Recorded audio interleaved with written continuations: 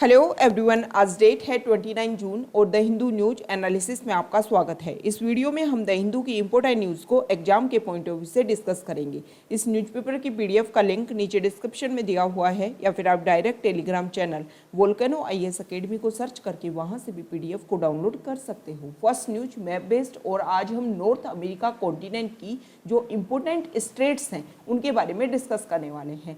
State एक geography की term है और जिसका मतलब ये होता है कि एक नैरो वाटर बॉडी जो टू बिग वाटर बॉडीज को आपस में कनेक्ट करने का काम करती है उसे बोलते हैं स्टेट्स। तो चलो स्टार्ट करते हैं। सबसे इंपॉर्टेंट स्टेट है बेरिंग स्टेट। जो बेरिंग स्टेट है वो कनेक्ट करने का काम करती है नॉर्थ में चोक्सी सी और साउथ में बेरिंग सी, और अलग करेगी एशिया कॉन्टिनेंट को और नॉर्थ अमेरिका कॉन्टिनेंट को।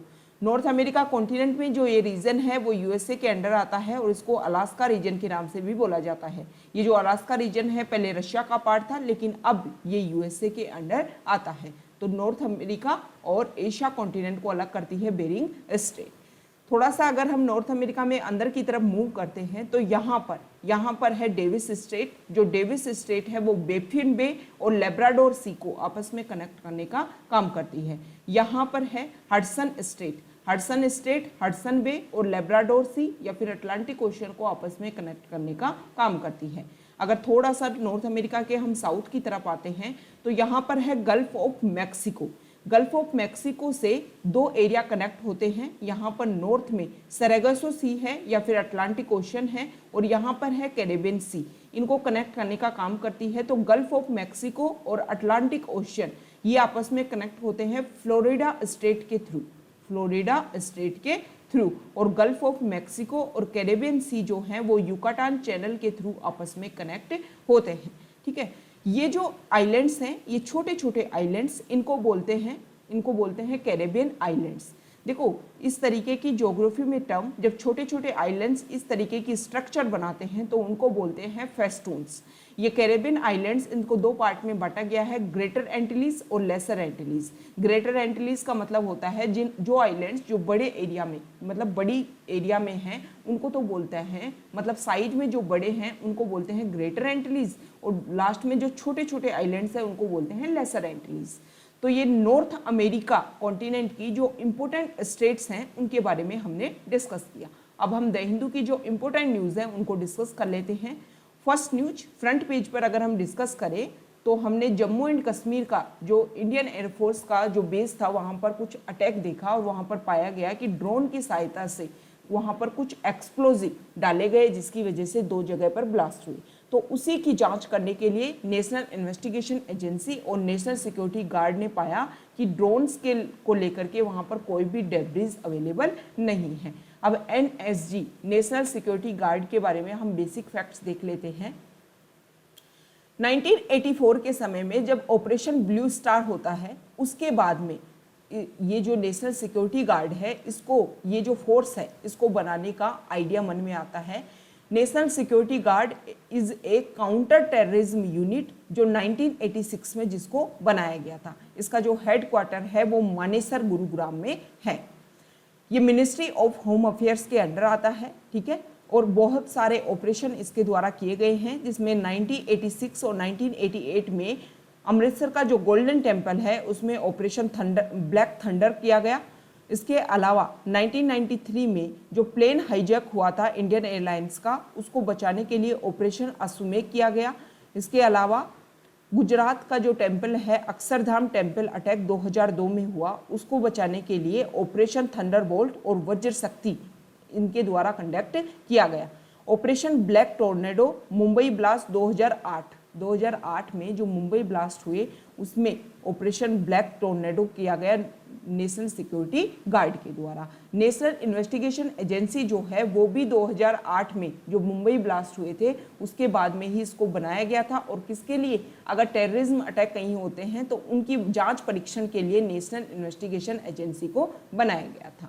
ठीक है, नेक्स्ट न्यूज, कोविड की वजह से जो हमारी इकोनॉमी है उसकी ग्रोथ, उसकी स्पीड काफ़ी कम हो गई है, और उसी को गति देने के लिए, स्पीड देने के लिए गवर्नमेंट ने अपनी तरफ से एक राहत पैकेज का ऐलान किया है। गवर्नमेंट ने बोला है कि दोबारा से जो भी कोविड पेंडेमिक की वजह से जो भी एरिया, जो भी सेक्टर जिनमें ग्रोथ रेट काफ़ी लो चल रही है, काफ़ी कमज़ोर तरीके से वो अपनी स्पीड मेंटेन किए हुए हैं, उनको दोबारा पर पटरी पर लाने के लिए जो हमारी फाइनेंस मिनिस्टर निर्मला सीतारमण हैं, उन्होंने 6.28 लाख करोड़ रुपए का एक तरीके से स्टिमुलस पैकेज दिया है, ताकि कोविड की वजह से जो भी सेक्टर अफेक्टेड हुए हैं उनको दोबारा से रुपए दिए जा सके, मनी दिया जा सके। हालांकि लोन के रूप में उनको मनी दिया जाएगा, ताकि वो इस रुपए का यूज करके अपनी दोबारा ग्रोथ एंड जो स्पीड है उसको मेंटेन कर सके। ठीक है, यहाँ पर अलग अलग एरिया बता रखा है कि कितने जो रुपए है वो किस एरिया को दिए जाएंगे। नेक्स्ट न्यूज देखो, एक स्टडी हुई है और उसमें ये माना गया है कि एस्ट्राजेनेका जो वैक्सीन है उसकी 2 डोज के बीच में जितना ज़्यादा अंतर रखा जाएगा, उतनी ज़्यादा जो एंटीबॉडीज़ हैं वो उतनी ज़्यादा बूस्टअप होंगी। तो ये जो स्टडी हुई, ये जो रिसर्च हुआ, उसमें 8 से 12 मतलब अलग अलग वीक में 2 डोज के बीच में अलग अलग टाइम पीरियड के आधार पर लोगों के ऊपर इसको जांच की गई और उसमें पाया गया, देखो जब 8 से 12 सप्ताह की ड्यूरेशन रखी गई दो डोज के बीच में, या फिर 15 से 25 सप्ताह की ड्यूरेशन रखी गई, या फिर 44 से 46 वीक की ड्यूरेशन रखी गई, तो यहाँ पर एंटीबॉडीज़ का जो मेजरमेंट किया गया सेकेंड डोज के 28 दिन के बाद में, तो उसमें पहले वाले में जिसमें लेवल जो है बीच में जो ड्यूरेशन गैप है वो कम रखा गया था, उसमें 923 ये एवरेज आईजीबी लेवल पता किया गया, तो इतनी यूनिट वहाँ पर बॉडी में मिली। दूसरे में 1860 यूनिट मिली, और तीसरे में जिसमें सबसे ज़्यादा ड्यूरेशन रखा गया था उसमें जो इम्यूनिटी का जो बूस्ट है वो 3738 यूनिट पाया गया। मतलब जितना ज़्यादा इंटरवल बढ़ाया जाएगा उतना ज़्यादा कोविड की वजह से जो डोज है वो और ज़्यादा इफेक्टिव तरीके से वर्क करेगी। नेक्स्ट न्यूज देखो, यहाँ पर असोला भाटी सेंचुरी उसमें एक लेओपार्ड की एक्सीडेंट की वजह से डेथ हो जाती है। अब ये असोला भाटी सेंचुरी कहाँ है, तो गुरुग्राम और फरीदाबाद के आसपास वाले रीजन में इको सेंसिटिव जोन था, उसी को असोला भाटी सेंचुरी के नाम से डिक्लेयर किया गया है। ठीक है, नेक्स्ट न्यूज देखो, यहाँ देखिए, हमारे जो डिफेंस मिनिस्टर राजनाथ सिंह है वो लद्दाख की विजिट पे हैं। पिछले साल जून में गालवान वैली क्राइसिस होता है और उसी को एक तरीके से उसी एरिया में विजिट करने के लिए स्पेशली फरवरी में जो डिसएंगेजमेंट प्रोग्राम हुआ इंडिया और चाइना के बीच में, उसके बाद पहली बार हमारे जो डिफेंस मिनिस्टर हैं उन्होंने इस एरिया की विजिट की है। उन्होंने बोला है, अपना स्टेटमेंट दिया वहाँ जा करके कि इंडिया हमेशा पीस को मेंटेन करने की कोशिश करता है, कभी हमने किसी के ऊपर अटैक नहीं किया, लेकिन जब भी हमने हथियार उठाए हैं तो सिर्फ पीस को एस्टेब्लिश करने के लिए ही उठाए हैं।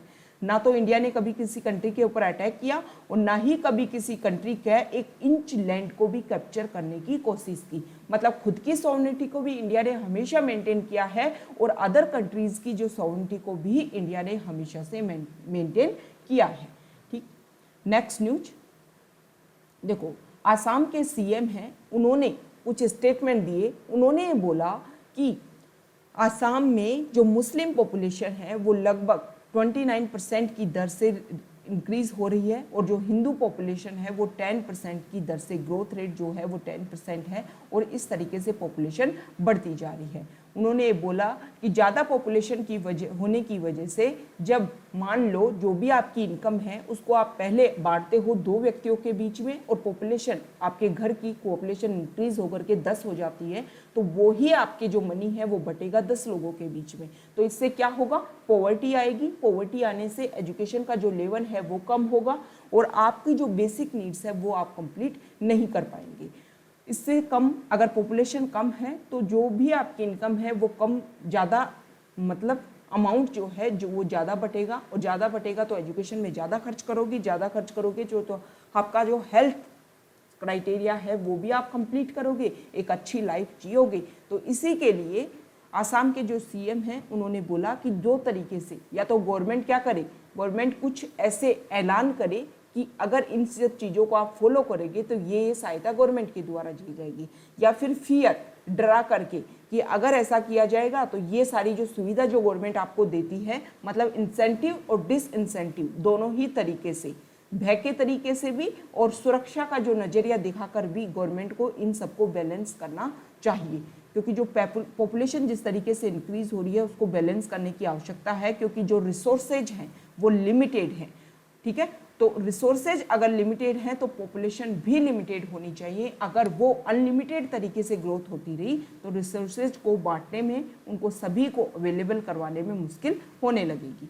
नेक्स्ट न्यूज, कोविड को लेकर के कुछ डाटा हैं और उन डाटा को अगर हम डिस्कस करें तो यहाँ पर देखिए, अभी हमारे जून 2021 में जो खाने की एडिबल ऑयल है, इसके अलावा जो पल्सेज है, उनकी जो रेट है वो काफ़ी ज़्यादा बढ़ गई। 2016 से 2019 के बीच में अगर हम कंपैरिजन करें तो हम पाएंगे कि एक हाउस होल्ड को 500 रुपये ज़्यादा खर्च करने पड़े 1 किलो एडिबल ऑयल और इसके अलावा एक किलो जो पल्सेज है उनको खरीदने के लिए। सबसे ज़्यादा इम्पोर्टेंट बात यह है कि जिस समय कोविड की वजह से लोगों की या तो इनकम जा चुकी है या फिर इनकम जो है वो हाफ हो चुकी है, उसी समय इस तरीके का स्ट्रेस देखने को मिला। यहाँ पर आप देखिए, हंगर वॉच जो रिपोर्ट है उसने ये माना कि नेशनल लॉकडाउन की वजह से जो लोग हैं 27% उन्होंने अपनी इनकम को खो दिया है और 24% ऐसे लोग हैं जिन्होंने अक्टूबर 2020 से जिनकी इनकम लगभग आधी हो गई है। ठीक है, तो इस तरीके से जब आपकी दोहरी मार, मतलब पहले इनकम ही जा चुकी है और दोबारा से दूसरा जो आपके बेसिक नीड्स हैं उनकी रेट भी ज़्यादा बढ़ चुकी है, इसकी वजह से जो पॉपुलेशन है उसके ऊपर दोहरी मार गिरी है। नेक्स्ट न्यूज, यहाँ देखिए,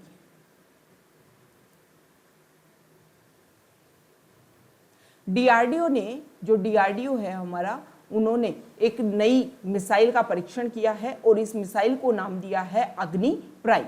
ये जो मिसाइल है, जो पहले अग्नि का जो भी वर्जन थे उन वर्जन में सबसे हल्की है, मतलब न्यू जनरेशन वाली एडवांस मिसाइल है और इसकी जो रेंज है वो 1000 से 2000 किलोमीटर के बीच में है। जो उड़ीसा का एपीजे अब्दुल कलाम जो आइलैंड है वहाँ पर इसको लॉन्च किया गया, वहाँ पर इसके बारे में परीक्षण किया गया। अगर हम जो अदर अग्नि मिसाइल हैं उनके बारे में डिस्कस करें तो सबसे पहले अग्नि फर्स्ट को 1989 में इसके बारे में इसका परीक्षण किया गया था और फिर 2004 में इसको आर्मी में शामिल किया गया था। उसकी जो रेंज थी वो 700 से 900 किलोमीटर के बीच थी, लेकिन जो अग्नि प्राइम है उसकी रेंज है 1000 से 2000 किलोमीटर के बीच में। ये जो अग्नि प्राइम है, new generation advanced variant of Agni class of missiles, it is canisterised missile with range capability between 1000 and 2000 kilometre. DRDO की तरफ से ये स्टेटमेंट सामने आया है। नेक्स्ट न्यूज, हमारे जो अटर्नी जनरल हैं वेणुगोपाल, उनका जो टाइम पीरियड था, जो टर्म थी, उसको दोबारा से गवर्नमेंट ने एक्सटेंड कर दिया है। तो ऐसा पहली बार हुआ है, मतलब पहले भी उनको एक बार एक्सटेंशन दिया जा चुका है और अब वो 30 जून 2022 तक दोबारा से गवर्नमेंट के टॉप लॉ ऑफिसर के रूप में रहेंगी। दोबारा से सेकेंड टाइम सेंटर के द्वारा उनके टेन्योर को एक्सटेंड किया है। ये जो मिस्टर वेणुगोपाल हैं, उन्होंने मुकुल रोहतगी की जगह ली थी 2017 में। पहले उनका 3 साल तक का टाइम पीरियड 2020 तक, फिर 2020 से 2021 तक उनको एक्सटेंशन दिया गया और अब 2021 से 2022 तक भी उनको एक्सटेंशन दिया जा चुका है। अगर हम अटॉर्नी जनरल के बारे में बेसिक फैक्ट्स देखें तो हमारा जो कॉन्स्टिट्यूशन का आर्टिकल 76 है वो अटॉर्नी जनरल के बारे में बात करता है। ये जो अटॉर्नी जनरल है वो यूनियन एग्जीक्यूटिव का एक पार्ट है। तो यूनियन एग्जीक्यूटिव में कौन कौन आते हैं ये आपको नीचे कमेंट बॉक्स में बताना है। हमारी कंट्री का हाईएस्ट लॉ ऑफिसर होता है अटॉर्नी जनरल। ये जो अटॉर्नी जनरल है इसको प्रेसिडेंट के द्वारा अपॉइंट किया जाता है, लेकिन गवर्नमेंट की सलाह के ऊपर। कोई भी ऐसा व्यक्ति जो सुप्रीम कोर्ट का जज बनने के लिए क्वालिफाइड है उसको अटॉर्नी जनरल बनाया जा सकता है। कॉन्स्टिट्यूशन में अटॉर्नी जनरल की जो ऑफिस है उसका टर्म कितना होगा इसके बारे में कुछ भी बताया नहीं गया है। तो प्रीलिम्स में स्टेटमेंट दे देंगे अटॉर्नी जनरल को लेकर के और एक स्टेटमेंट ये दिया जाएगा कि उनके जो टर्म है वो 3 साल होती है। तो ऐसा नहीं है, कॉन्स्टिट्यूशन में कुछ भी नहीं बोला गया है उनकी टर्म के बारे में। इनकी जो स्पेशल ड्यूटीज़ ये होती है कि गवर्नमेंट के ऊपर जो भी लीगल मैटर्स होते हैं उन सबको ये हैंडल करने का काम करते हैं। और सुप्रीम कोर्ट में जब भी गवर्नमेंट को अपीयर होना होता है तो उनकी तरफ से अटॉर्नी जनरल ही रिप्रेजेंट होते हैं। देखो, इनको भी असिस्ट करने के लिए हमारे इंडिया में additional solicitor general of India होते हैं, जो अटॉर्नी जनरल को, सॉलिसिटर जनरल ऑफ इंडिया और additional solicitor general of India, जो किनको, अटॉर्नी जनरल को असिस्ट करते हैं।